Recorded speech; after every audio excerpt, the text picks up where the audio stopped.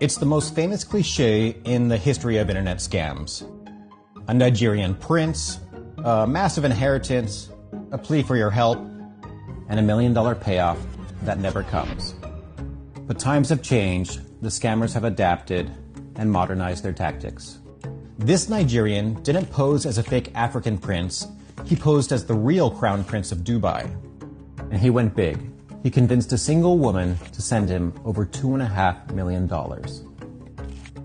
Of course, this fake prince never thought anyone could track him down to his mansion back in Nigeria. But we did.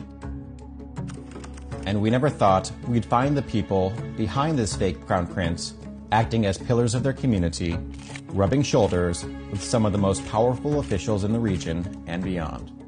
But together with my colleague from Nigeria, Harry, it's me. We did. Well, how did you get to my house?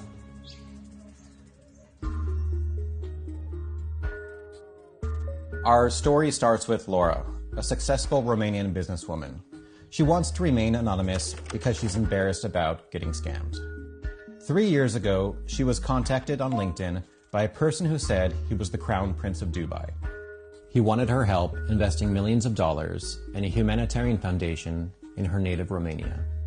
Over the next 2 years, they exchanged thousands of messages. A romance blossomed. On the business side, the prince had Laura meet his financial manager in London to facilitate opening a bank account. Crucially, at a subsequent meeting, Laura brought a friend who snapped a photo of her and the financial manager together. Laura was given login details to a new online bank account where she saw a deposit with over £200 million. But the banking site was a fake clone and the money wasn't real. When Laura tried to withdraw funds, she got an email demanding a large fee in order to release the prince's funds. By that point, she had already sent hundreds of thousands of dollars to the prince, so she paid. In all, she sent over $2.5 million. She was desperate and in debt, believing the only way to get her money back was to send even more. But here's where our story gets interesting. Even a fake prince can't move millions of dollars across the world on his own. This one had partners helping him. But they were apparently fighting behind the scenes over how to divide up Laura's money. Finally, 2 of them betrayed him. First, Patrick, who had posed as a financial advisor, emailed Laura. Stop paying any funds for any reason to a person or group of whom promises for marriage or any transactions. The pretrial visitation acknowledgement form is also a fraud. He defrauded you of more than 3 million euros. Then the fake prince's financial manager. African magic, juju, and voodoo he has used on you to make you believe he was real prince to marry you. Laura started to understand. So my account in London is fake? It's a lie from the pit of hell. Laura confronted the prince. Matthew told me that you are not the prince. He said his partners just wanted to sabotage their love. Matthew has targeted plans against my relationship with you. He said his former partners were to blame. Matthew and Nicholas caused the damages. She realized it was a con and started pleading for her money back. Where is my money? Pay me the money back. How can you be like this, a person with no soul? Finally, Laura asked the fake prince's former partners for a little help. Please give me his real name. One gave him up. He told Laura the prince's name was Nzube Henry Ikei. We'll call him Henry for short. He also sent Laura videos of Henry at his new mansion. We had his name and his face. Henry became the focus of our investigation.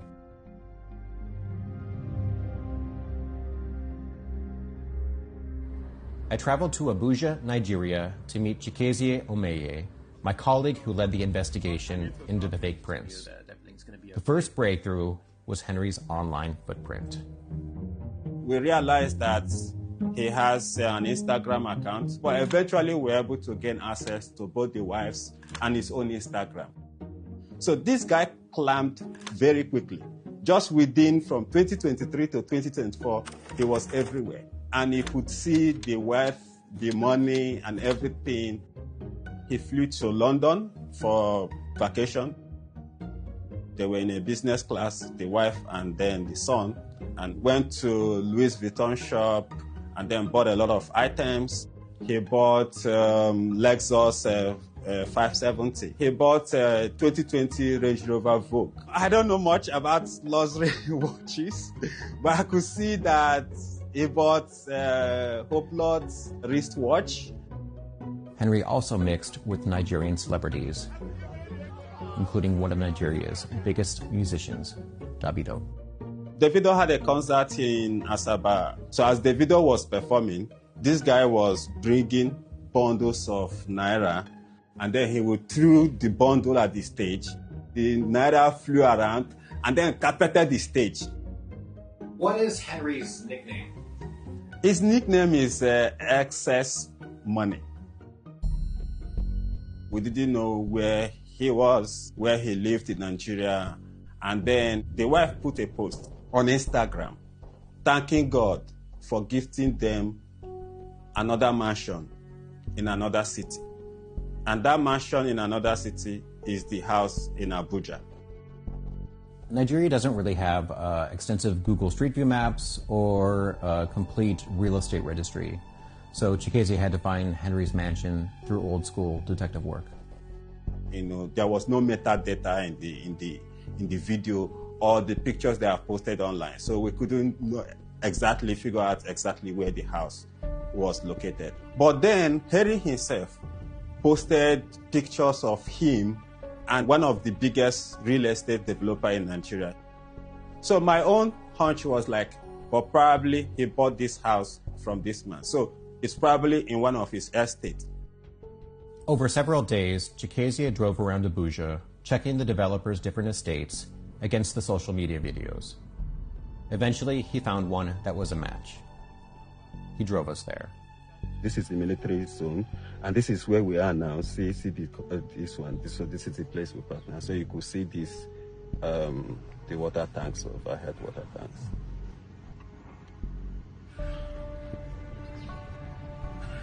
I'll follow you whenever you're ready.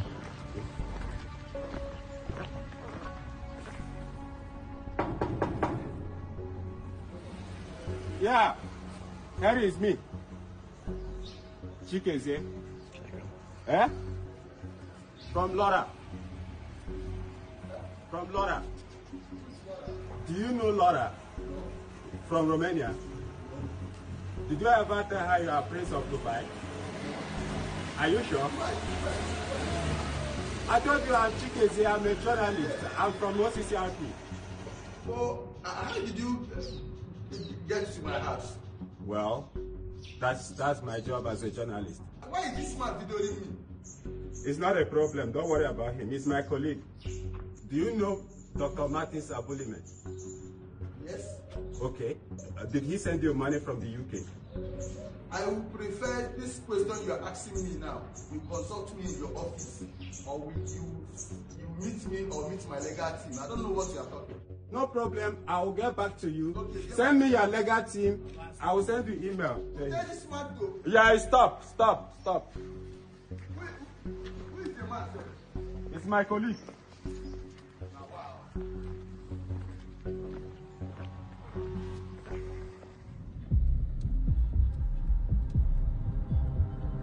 The story isn't over just yet. Now, remember that picture that Laura's friend snapped of the fake prince's financial manager? Well, she went to the UK police and showed it to the officers. They recognized him. He was a man named Dr. Martins Abhuliman, who had coincidentally just been investigating over suspicious transactions from his bank accounts. They turned out to be from Laura herself. Not only that, they had managed to trace Laura's money from Dr. Abhuliman all the way to Nigeria to Henry himself, the fake prince.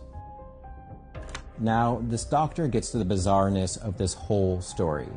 He presents himself as a philanthropist and businessman traveling the globe, rubbing shoulders with some of the most powerful people in Nigeria and abroad. I was like shocked.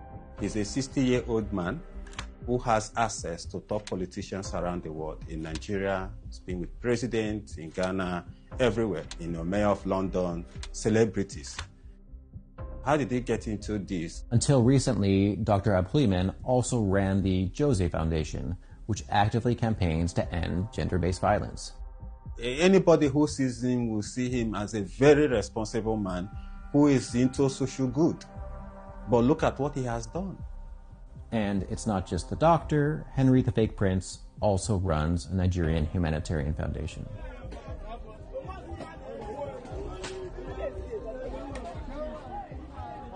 So how do we make sense of this? On one hand, they left a woman in complete financial ruin. She mortgaged her house, she used her company and everything just to raise money to meet their demands. But they kept making her till the very end. On the other hand, they are presenting themselves as major philanthropists. Some of Laura's money even went directly to Henry's Nigerian charity, according to the British police. It's like there are two parallel realities here. We'll probably never know what motivated the doctor and the fake prince to do what they did. But one thing is clear. Even though Laura's case is an extreme example, she's not alone. The Dubai Prince scam is just part of a larger explosion in online fraud that has destroyed millions of lives. Organized crime has done the math. They see that this industry can be just as lucrative as drug trafficking and easier and safer.